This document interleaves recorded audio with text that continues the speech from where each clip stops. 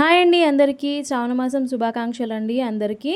అలాగే శ్రావణ మాసంలో మంగళవారం కానీ శుక్రవారం కానీ మనం ఈజీగా చేసుకునే స్వీట్స్ ఎలా చేయాలో చూపిస్తాను. ఇక్కడ రవ్వ స్వీటు, అలాగే గారెలు, వడలు కూడా అంటారు, అలాగే శనగలు, బాంబినో స్వీట్, అలాగే వీట్ రవ్వతో స్వీట్ కూడా చేసి చూపిస్తాను. చాలా ఈజీ అయిన రెసిపీస్ అండి, ఎందుకంటే మనకి తొందరగా కావాలి కాబట్టి. ఇక్కడ ఫస్ట్ రవ్వ అప్పాలు ఎలా చేసుకోవాలో చూపిస్తాను. ఒక కప్పు సూజీ రవ్వ, బొంబాయి రవ్వ అంటారు, ఉప్మా రవ్వ అని కూడా అంటారు, అది తీసుకున్నాను. ఒక కప్పు షుగర్ అయితే తీసుకున్నాను. ఒక ప్లేట్ తీసేసుకొని ఇక్కడ ఒక కప్పు ఉప్మా రవ్వ, అలాగే అదే క్వాంటిటీలో షుగర్ అయితే యాడ్ చేసేస్తున్నాను.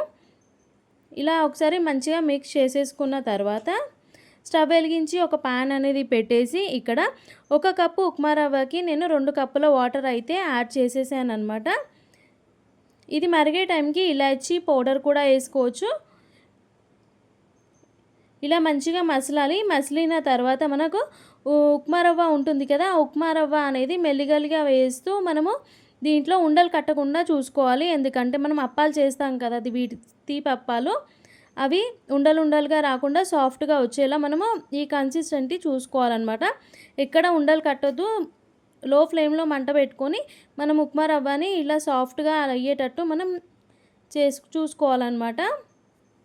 చూస్తున్నా సిమ్లో పెట్టుకొని అది దగ్గరకు అయ్యేంత వరకు మనము ఇది ఉడికించుకోవాలి. ఎందుకంటే దీంట్లో షుగర్ కూడా వేసాం కాబట్టి షుగర్లో కొంచెం వాటర్ కన్సిస్టెన్సీ కూడా వస్తుంది కాబట్టి ఆ షుగర్ కూడా వెళ్ళేంత వరకు మనం మంచిగా మిక్స్ చేసేసుకున్న తర్వాత మనకు రవ్వ అనేది ఈ విధంగా అవుతుంది. స్టవ్ ఆఫ్ చేసి కిందికి దించుకున్న తర్వాత మనకి రవ్వ అనేది కొంచెం గట్టి పడుతుంది అనమాట. గట్టి పడిన తర్వాత మనకి హ్యాండ్కి కొద్దిగా ఆయిల్ అనేది అద్దుకున్న తర్వాత చిన్న చిన్న ముద్దలుగా చేసేసుకొని మనం ఒక చిన్న అరిసెల సైజులో చేసేసుకోవచ్చు, అంతకంటే చిన్న సైజులో కూడా చేసుకోవచ్చు, మన ఇష్టం అది.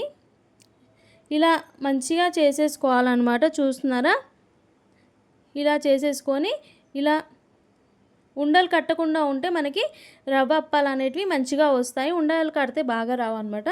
ఇలా మంచిగా వచ్చిన తర్వాత ప్రతి రవ్వ అప్పాలు అనేది ఈ విధంగా రెడీ చేసేసుకొని పెట్టుకోవాలి. ఆయిల్ అనేది రెడీగా పెట్టేశాను డీప్ ఫ్రై కోసం. ఆయిల్లో ఒక్కొక్కటిగా మెల్లిగా వేయాలి. ఆయిల్ కొద్దిగా తక్కువనే వేసుకోవాలన్నమాట మనం డీప్ ఫ్రై కోసం. మెల్లిమెల్లిగా ఒక్కొక్కటిగా వేసేసుకోవాలి.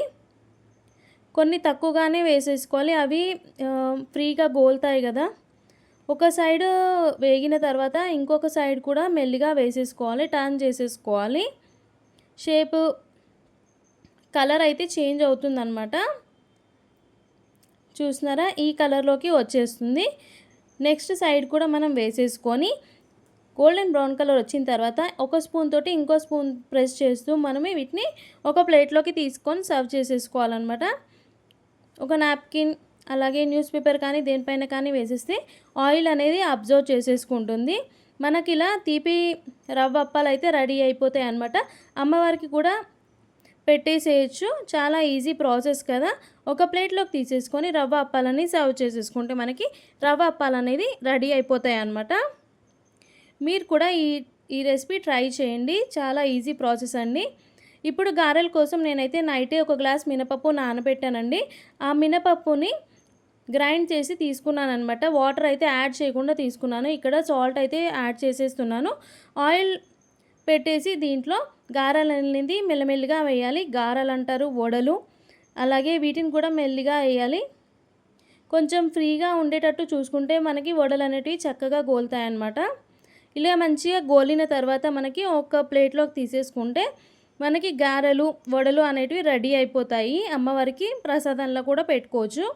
అలాగే శనగలు కూడా నైటే నానబెట్టి పెట్టానన్నమాట. పెట్టిన తర్వాత ఒక స్ట్రైనర్లో శనగలు అనేటివి వేసేసి వాటర్ అన్నీ వెళ్ళిపోయిన తర్వాత ఒక ప్లేట్లోకి తీసుకొని సర్వ్ చేసేసుకొని ఒక బౌల్లోకి తీసేసుకొని సర్వ్ చేసుకొని అమ్మవారికి ప్రసాదంలో పెట్టొచ్చు, అలాగే వాయినంలో కూడా ఇవ్వచ్చు అనమాట. ఇప్పుడు బాంబినో సాబ్దానా కీర ఎలా చేసుకోవాలో చూపిస్తాను. ఇక్కడ ఒక కప్పు చిన్న సాబ్దానా నానబెట్టి పెట్టానన్నమాట. ఒక కప్పు బాంబినో, అలాగే డ్రై ఫ్రూట్స్. స్టవ్ వెలిగించి బాండి పెట్టేసి ఇక్కడ గీ అయితే యాడ్ చేస్తున్నాను. గీ యాడ్ చేసిన తర్వాత ఇక్కడ డ్రై ఫ్రూట్స్ అన్నీ మనము గోల్డెన్ బ్రౌన్ కలర్ వచ్చే వరకు వేయించేసుకోవాలి. డ్రై ఫ్రూట్స్ ఉంటేనే స్వీట్ అనేది చాలా బాగుంటుంది అనమాట. అమ్మవారికి పాలతో కానీ అలాగే బెల్లంతో కానీ చేసింది ఏదైనా సరే చాలా ఇష్టం కదా. చూస్తున్నారా? ఈ విధంగా అయితే వేగిన తర్వాత ఒక బౌల్‌లోకి తీసేసుకున్నాను. అదే బాండీలో నెయ్యి ఉంటుంది కదా! అదే బాండీలో ఒక కప్పు బాంబినో అయితే వేసి మంచిగా వేయించుకుంటున్నాను. లో ఫ్లేమ్‌లో పెట్టుకొని గోల్డెన్ బ్రౌన్ కలర్ వచ్చే వరకి వేయించేసుకోవాలి. మంచిగా వేగిన తర్వాత నానబెట్టిన చిన్న సాబుదానా ఉంది కదా! ఆ చిన్న సాబుదానా కూడా నేను ఇక్కడ యాడ్ చేసేస్తున్నాను. యాడ్ చేసేసి ఒకసారి మిక్స్ చేసేసుకుందాము. అలాగే దీంట్లో గోరువెచ్చటి పాలైతే యాడ్ చేసేసుకోవాలి. ఫస్ట్ అయితే మనం మిల్క్‌ని కాగపెట్టి పెట్టాలన్నమాట. కాగపెట్టి చల్లార్చిన పాలు గోరువెచ్చగున్నా సరిపోతాయన్నమాట. అవి ఇక్కడ మనమైతే యాడ్ చేసేసుకోవాలి. 2 కప్పుల పాలు యాడ్ చేసేసుకున్నాను. పాలతో స్వీట్ చేస్తే టేస్టీగా ఉంటుంది కాబట్టి నేను ఈ విధంగా చేస్తున్నాను. ఇలా చేసుకున్న తర్వాత మనకి బాంబినో సాబుదానా మంచిగా ఉడికిపోయిన తర్వాత మనం ఇక్కడ షుగర్ అనేది యాడ్ చేసేసుకోవాలి. మన తీపికి తగ్గట్టుగా షుగర్ కానీ షుగర్ ప్లేస్లో బెల్లం కూడా యాడ్ చేసేసుకోవచ్చు అన్నమాట. చాలా టేస్టీగా ఉంటుంది.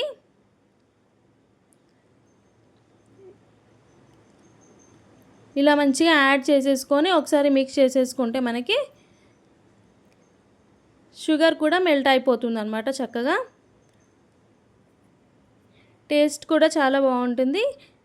షుగర్ మెల్ట్ అయిన తర్వాత డ్రై ఫ్రూట్స్ వేయించాం కదా! ఆ డ్రై ఫ్రూట్స్ కూడా వేసేసి ఒకసారి మంచిగా మిక్స్ చేసేసి ఒక బౌల్లోకి తీసేసుకొని అమ్మవారికి ప్రసాదంలా తీసుకుంటే చాలా ఈజీ ప్రాసెస్లో మనకి సాబుదానా కీర్ కూడా రెడీ అయిపోతుంది. బాంబినో సాబుదానా కీర్ అయితే రెడీ అయిపోతుందన్నమాట. చాలా ఈజీ ప్రాసెస్లో చూపించేశాను. మీరు కూడా ట్రై చేసి చెప్పండి. ఇప్పుడు గోధుమ రవ్వ స్వీట్ ఎలా చేసుకోవాలో చూపిస్తాను. 1 గ్లాస్ గోధుమ రవ్వ అయితే తీసుకున్నాను. 1 కప్పు బెల్లం, డ్రై ఫ్రూట్స్ అయితే తీసుకున్నాను. స్టవ్ వెలిగించి బాండి పెట్టేసి ఇక్కడ కొద్దిగా నెయ్యి అనేది యాడ్ చేసేసి డ్రై ఫ్రూట్స్ అయితే యాడ్ చేసేస్తున్నాను. వేయించి పక్కన తీసేసుకోవాలి. ఈ స్వీట్ కూడా చాలా ఈజీగానే ఉంటుంది. ఎందుకంటే మనకి ప్రసాదాలకి కొంచెం ఈజీ ప్రాసెస్లో కావాలి కాబట్టి ఇలా అయితే నేను చూపిస్తున్నాను.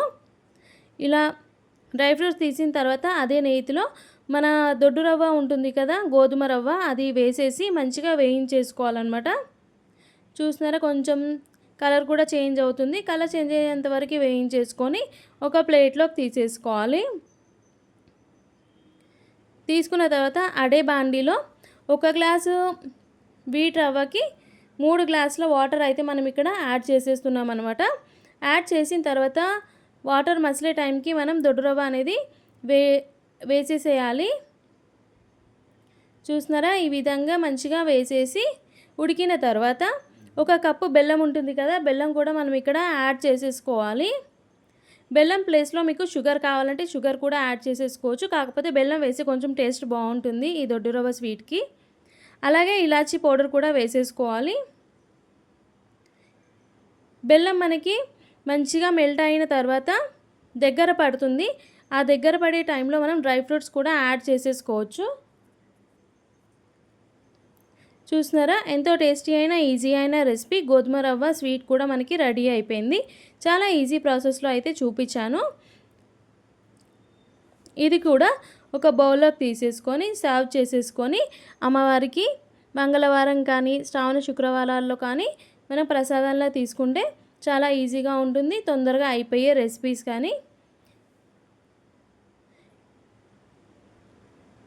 చూస్తున్నారా? మనకి గోధుమ రవ్వ ఉప్మా స్వీట్ అయితే రెడీ అయిపోయింది. ఇప్పుడు అమ్మవారి కోసం గారెలు, అలాగే శనగలు ఫ్రై కూడా పెట్టుకోవచ్చు. కాదు అంటే ఇలా పచ్చి శనగలు పెట్టుకొని వాయనానికి కూడా ఇవ్వచ్చు.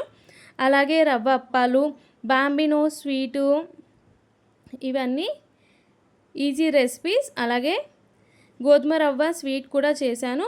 మీకు ఇందులో ఏది నచ్చిందో కామెంట్ బాక్స్లో చెప్పండి. అలాగే పోయిన ఇయర్ నేను చేసుకున్న వరలక్ష్మి వ్రతం పిక్ అయితే నేను యాడ్ చేసేస్తున్నాను.